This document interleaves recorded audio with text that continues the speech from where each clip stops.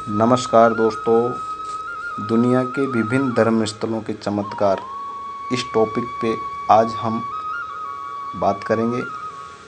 तो सभी से मेरा हाथ जोड़कर निवेदन है कि वीडियो को अंत तक देखें। पसंद आए तो लाइक करें, शेयर करें, क्योंकि शेयर करने से ये फ़ायदा होता है कि हमारे जो लोग दोस्त हैं उनके भी ये जो मैं बात बताने जा रहा हूँ, जो इस टॉपिक पे मैं और आप मिलकर के बात कर रहे हैं, इसके बारे में उनको भी पता चले। ठीक है दोस्तों, तो मैं मेरा चैप्टर चालू करता हूँ, आप ध्यान से सुनिए। हर महाद्वीप पर, हर देश में ऐसे धर्म स्थल हैं जहाँ रोगियों का उपचार किया जाता है। अपने भारत देश में भी हैं और दुनिया भर में और देशों में भी ऐसे धर्म स्थल हैं जहाँ पर जटिल से जटिल रोगों का इलाज होता है। यह आपने सुना होगा या देखा भी होगा या इलाज भी करवाया होगा। तो मैं आपको बताता हूँ कि ये उपचार किन शक्तियों से होता है। ये उपचार अवचेतन मन की शक्तियों से ही हो पाता है, और वो शक्ति आपके पास है पर आप उसे महसूस नहीं कर पाते। कुछ लोग हैं जो महसूस कर पाते हैं। बाकी आपको मैं इसकी एक पूरी कहानी बताता हूँ, ध्यान से सुनिए। मैंने जापान के एक मशहूर धर्म स्थल के बारे में सुना है। डाइबुट्स धर्म स्थल दुनिया भर में मशहूर है।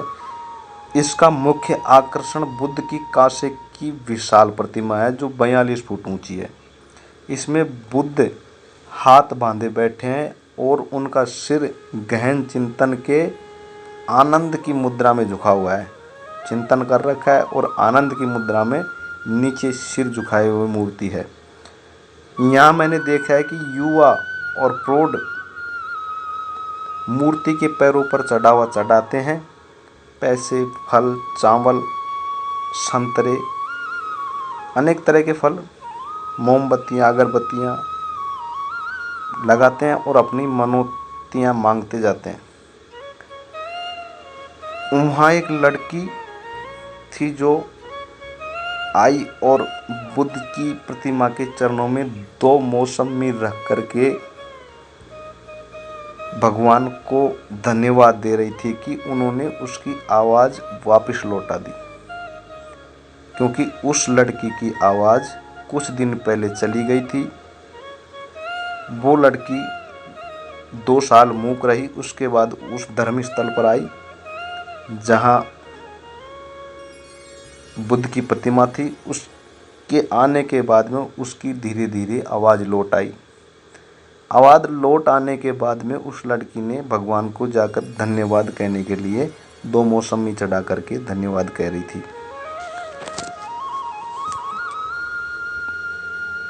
बशर्ते उसको 2 काम करने थे, एक तो उपवास करना था और एक चढ़ावा चढ़ाना था। उसकी उम्मीद और विश्वास प्रबल थे। परिणाम ये हुआ कि उसका मस्तिष्क आस्था के बिंदु तक पहुंच गया था। उसके अवचेतन मन ने उसके विश्वास पर प्रतिक्रिया करते हुए उसकी आवाज़ ठीक कर दी थी।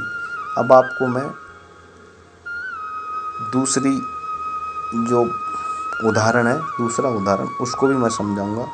कल्पना और अंधे विश्वास की शक्ति इतनी प्रबल होती है कि नज़रअंदाज नहीं किया जा सकता। इसका एक अद्भुत उदाहरण मेरे एक रिश्तेदार का है जो अपने ही इस देश भारत में ही रहता है। उसके पिताजी को टीबी हो गई थी। उनके फेफड़े बुरी तरह ख़राब हो गए थे। उनके बेटे ने अपने पिता की मदद करने का फैसला किया। जो दोस्त था हमारा, उसने उसके बाप की मदद करने का फैसला लिया। उसने अपने पिता के घर जाकर बताया कि हाल ही में अजीबो शक्तियों वाला एक घुमंतू सन्यासी उसको मिला है। पिताजी से जाकर कहा कि पिताजी, आज मुझे एक बाबा मिला, सन्यासी मिला। उस सन्यासी ने, वो यूरोप का रहने वाला था और उसने मुझे एक क्रॉस का टुकड़ा दिया है, 2 क्रॉस। तो क्रॉस कहाँ है? ये विदेश में यूरोप महाद्वीप में एक शहर है, उसमें एक पत्थर नुमा एक धातु है उस धातु को छूने से दुनिया के सारे रोग लगभग ठीक से हो जाते हैं। तो वो कहानी उसके पिताजी ने भी सुन रखी थी और बेटे ने दिमाग लगाया कि अपने पापा को वहाँ ले जाने में इतना पैसा खर्च होगा, इसलिए उसने एक ढोंग रचा और पापा से कहा कि पापा 3-4 दिन पहले मुझे एक सन्यासी मिला था, उसने मुझे एक क्रॉस का टुकड़ा दिया था, उस जो अंगूठी में जड़ा हुआ है उसको आप पहन लें। ऐसा कहते ही पापा ने झट से वो अंगूठी दिखाते ही बेटे के हाथ में से छीन ली। उसको छीनने के बाद में पिता रात भर अंगूठी को लेकर के सो गया। सुबह उठने के साथ ही उसकी टीबी का रोग जो था वो गायब। क्लिनिक के सभी परीक्षण जो किए उनकी रिपोर्ट नेगेटिव आई।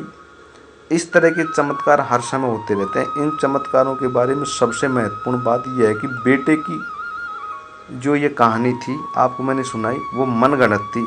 सच तो यह था कि फुटपाथ पर लकड़ी का एक टुकड़ा पड़ा हुआ था जो पत्थरनुमा दिखता था और उसने सुनार के ले जाकर पुराने ज़माने की डिजाइन वाली सोने की अंगूठी जड़वा ली। फिर उसने अपने पिता को अंगूठी दे दी। जाहिर आप समझ गए होंगे, फुटपाथ से उठाए उस लकड़ी के टुकड़े से पिता का उपचार नहीं हुआ था। नहीं, उपचार तो पिता की काल्पनिक शक्ति के कारण हुआ था जो प्रबलता से बढ़ गई थी। इसके साथ ही पूर्ण उपचार की विश्वास भरी उम्मीद भी थी। काल्पनिक शक्ति आस्था का व्यक्तिपरक भावना के साथ मिल गई और इन दोनों के मेल से उसके अचेतन मन की शक्ति ने उपचार कर दिया। पिता को कभी पता ही नहीं चल पाया कि उसके साथ ये चाल चली गई थी। अगर उसे ये बात पता चल जाती तो हो सकता है कि वो बीमारी उसे दोबारा हो जाती। बहरहाल उनकी टीबी कभी नहीं लौटी। वे टीबी से हमेशा हमेशा के लिए मुक्त हो गए और 15 साल बाद 89 साल की आयु में अन्य कारणों से उनकी मृत्यु हुई। तो दोस्तों, जो मैंने आपको ये कहानी सुनाई है ये अचेतन मन की अवचेतन मन की शक्तियों के द्वारा संभव है। तो दोस्तों, आप में भी एक अवचेतन मन है, उसको आप योग से जीत सकते हैं और हमेशा स्वस्थ